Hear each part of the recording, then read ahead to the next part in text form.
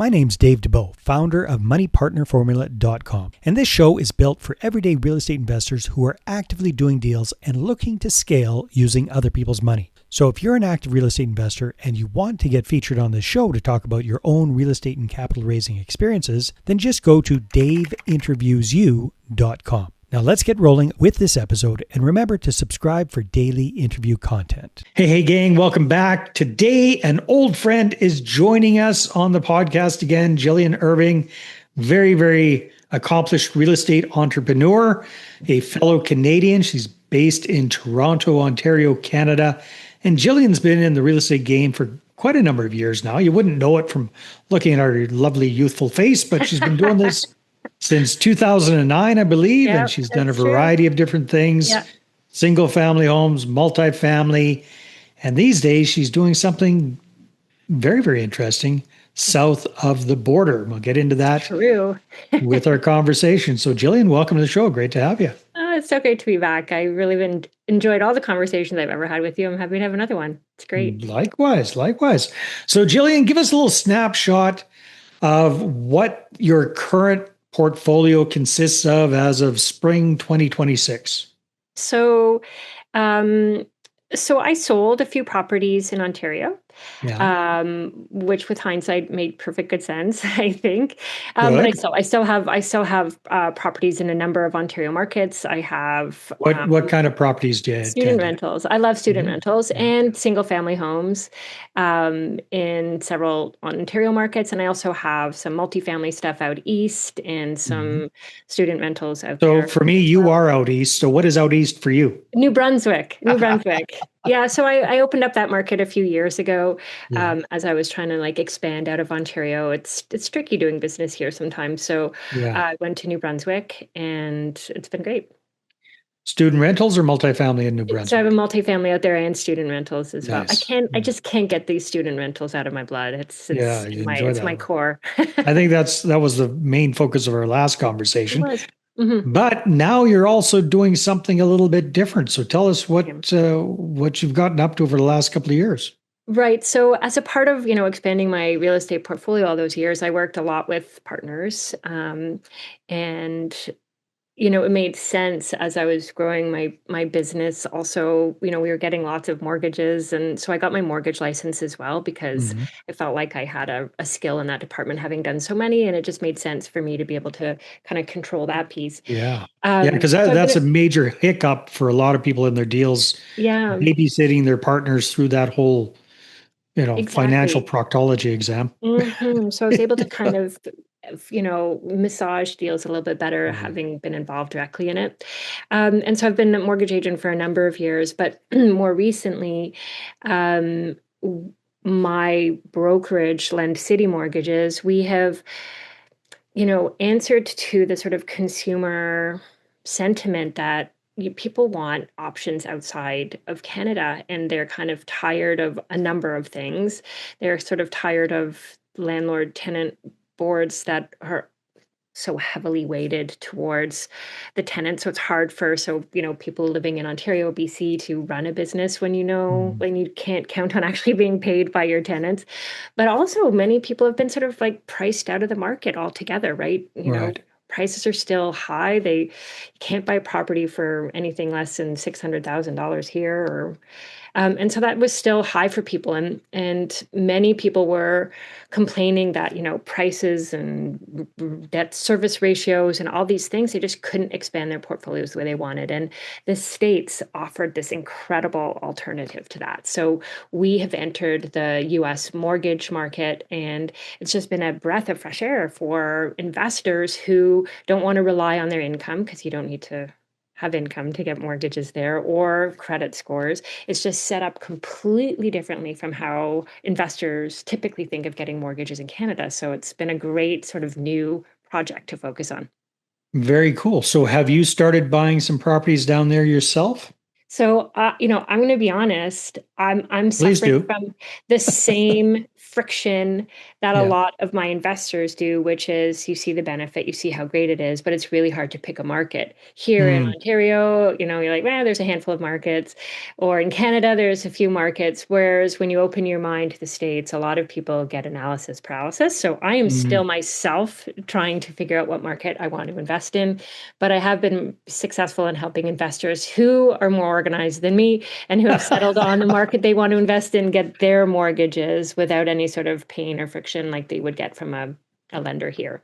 Interesting. Yeah. So when you do figure out the market, are you going to continue along the student housing route, or which route do you think you'll I go? look, I think, yes, I don't think I could ever really invest without doing that model. I love it. There's other sort of cohabitating models that you can invest in the States. There's something called Mm. pad split, which is the Yeah, same sort of very cool. idea as student rentals, but it's more for Non-students. professionals like Mm. traveling nurses or whatever big huge factory is going up in whatever town, and they bring people in to build that place, Mhm. and you provide shared accommodation for the workers who might work there or build it. And there's again, it's complicated. It's more complicated to get those mortgages than standard single family ones, but we can also get pad split loans through Lend City.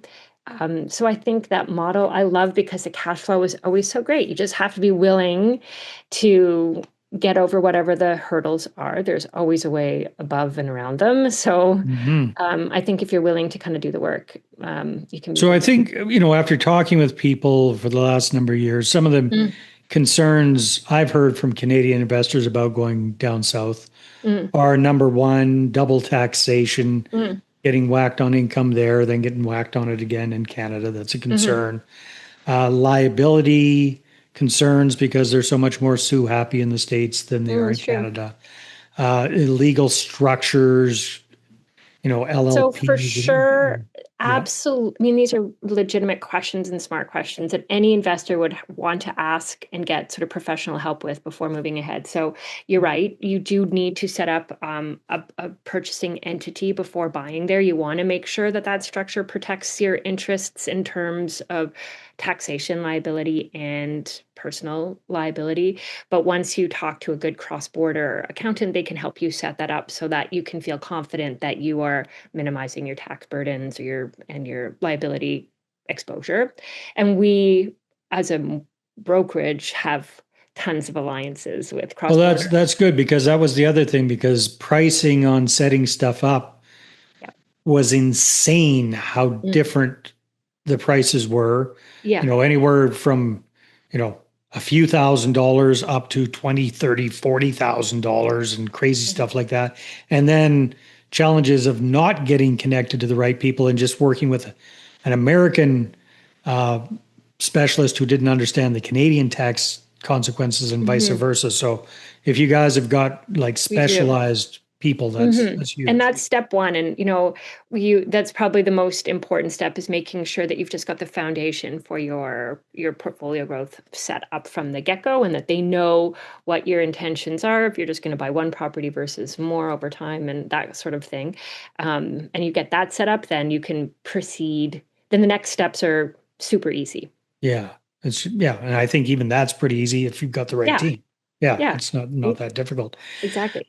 Very, very cool. So Jillian, the other concern as we're recording this, uh, Mr. Trump is rampaging around the world doing his thing, Mhm. causing consternation to a good chunk of the global population and It's true. a lot of Canadians as well. Have Yeah. you have you are you feeling any pushback, patriotic pushback with Canadians saying, screw that, I'm not going to invest down in the States, or people, investors more pragmatic? You know what? I mean, truthfully, I think there's probably a little bit of both. I think there's Mhm. probably some people who say, I'm not doing that. I don't want to invest there. I'd rather take my money. And if I want to diversify in something else. I think there's other investors who are maybe taking a longer term view Mhm. and saying, this This can't too last shall forever. pass. This too shall pass. But there's a little bit of everything for sure. I mean, Yeah. people can express their pleasure or displeasure with something by their wallets, and people will always do that one way or the other.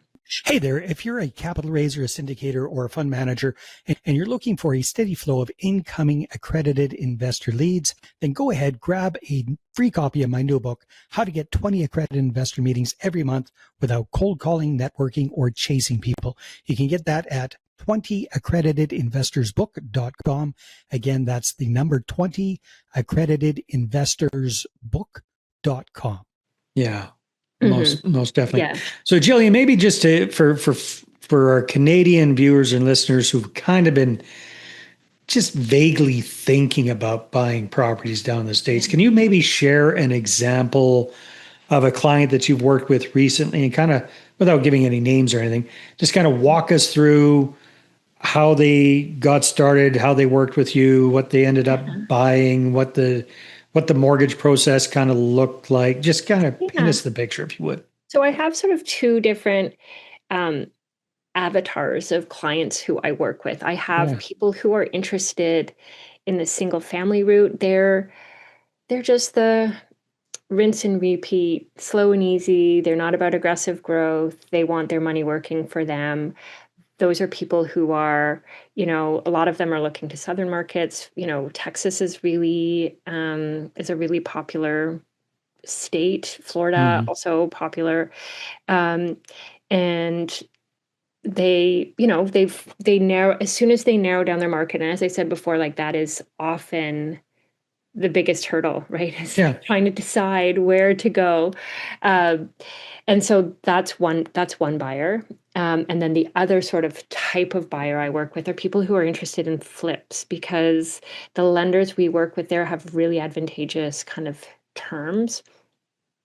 So, they'll lend on the after repair value. And so often you only have to put a sort of small amount of money into the deal, depending on like what the lift is on your project. And so it can be an efficient way to grow your money without a ton of capital, right? Because Mhm. they'll pay for the renovations in draws. So you don't need capital available in the same way that you do in Canada. So there's some people who want to go there and actively Well, that's my work. question. Are they actively going there and doing flips, or are they trying to do them from a distance?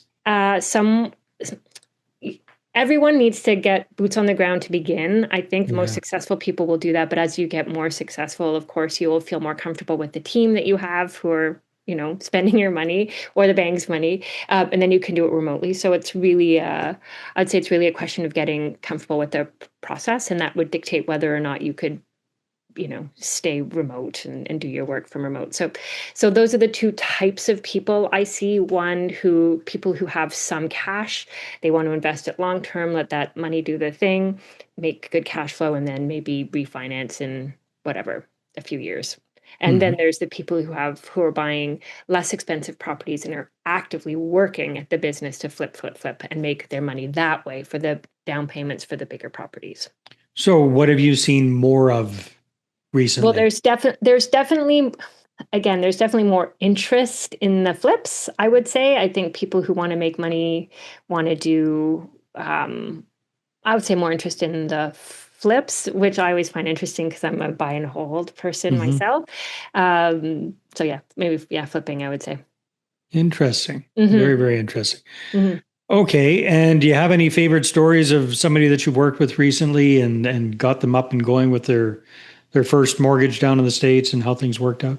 Yeah, I was actually just speaking to some clients today who they they refinanced, and this is where it's helpful too with my Canadian mortgage business too, is they really wanted to go to the States, but they didn't have the money to do it. So I took a whole look at their Canadian portfolio, and we were able to refinance their primary home and purchase a property for them again in Texas, which is cash flowing really, really well. So they Um, used a HELOC basically to come up with the cash to invest down south? Yeah. And it pays enough cash flow to service their HELOC Hmm.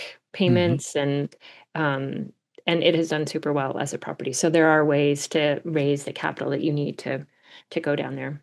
Yeah, well, that's the nice thing. Like you've got your finger on the pulse, so you can help them Hmm. come up with the cash out of their own existing portfolio and deploy Hmm. it. Yeah, that's very, very helpful. But I think that the good part about the States is there isn't this difficulty with your employment income.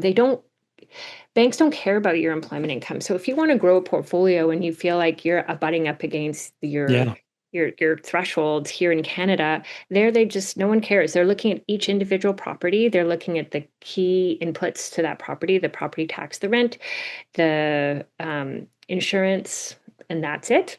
And they're like, if this property cash flows, they'll give you a mortgage for it. And the better it cash flows, the better the rate. And so if it doesn't cash flow, they won't give you a mortgage, and that's a good thing. Like you don't want that that's a good property sign. anyway, right? So usually you're good to go if the bank says you're good to go. And then Mm. there's no like, oh, gee, I'm sorry, you've got 5 properties, like some of the A lenders Yeah, here. As long as each subsequent property keeps cash flowing and they look at it individually and the cash flows, then you'll get a mortgage for that. But what I will say is the rates are a little bit more expensive because, of course, rates are determined on like the overall risk profile of things. And because you don't have any income to show them and you don't have a credit score to show them, they're really just hmm, looking at this property, and the sort of the risk profile of the whole deal is a little bit higher since you don't live there and like they can't come and get you as much. So yeah. so the rates are a little bit higher, but again, you're going to stress test that against the numbers in your deal, and if it works, they'll give you the money for it. So if somebody's kind of thinking about investing in the States, let's say they do their analysis and they get out of the paralysis, they Uh-huh. pick a market, Yeah. um, they decide they want to do buy and hold, and Yeah. they're going to do single family homes. So a Mhm. couple of questions come to mind. Are you guys able to help them connect with a realtor, or how are these folks typically finding the properties? What does that side of things look like? And then management from Mm, afar, especially right. with I single mean, family homes. yeah, again, in even in real estate investing in Canada, defining, securing your professional team is like the most important thing you can do, Yeah. right? It doesn't matter if you're here or there. Um, we have some markets where we know people, but not every market. So where we Yeah. can, we help. But that's not everywhere. Yeah. Mhm. And it's same with the management side of things then as well, Yeah, correct? yeah, but you know what? Like with the internet these days, there's so many online organizations too where you can connect with. There's Hmm. Facebook groups for flippers. Or There's there's Facebook local groups RIAs for in everything any local. town of any size in the States. Exactly. So Yeah. I feel like it's way easier to find the professionals that you need in any market now. But you're right. That's the piece that has to be kind of all put Your together own before. your own special sauce. Yeah. No, Yeah, that makes sense. exactly. So And the it sounds person like you've who. had your eyes really opened going from Canadian investing to looking at things down south. What's kind of the major thing that's hit you right between the eyes about this, Gillian? Well, I being in Ontario right now, where we're really seeing a big sort of change in terms of the strength of the housing market. There's a lot of investors who are thinking, you know what, I think I could stand to use a bit of geographical diversification here. As much as I love real estate as an asset, maybe it's wise to have some here, some there, Mhm. and to just kind of move the portfolio around a little bit to give yourself a bit of security.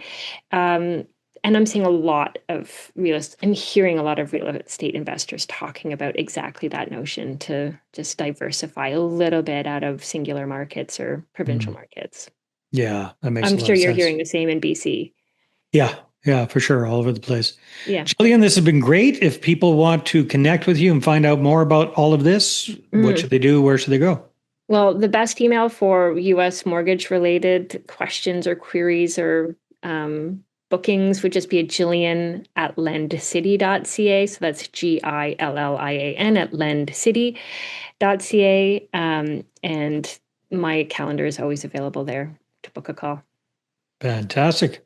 Hey, Mhm. Jillian, thanks for jumping on the call again. Oh, so This has been great. great. Really appreciate the opportunity to chat. All right, everybody, take care, and we will see you on the next one. Hey there, I really hope you enjoyed that episode. And as always, if you want to listen to more daily interview content, make sure you subscribe. And if you're an active real estate investor and you're doing deals and you'd like to get featured on this show, then just head over to daveinterviewsyou.com.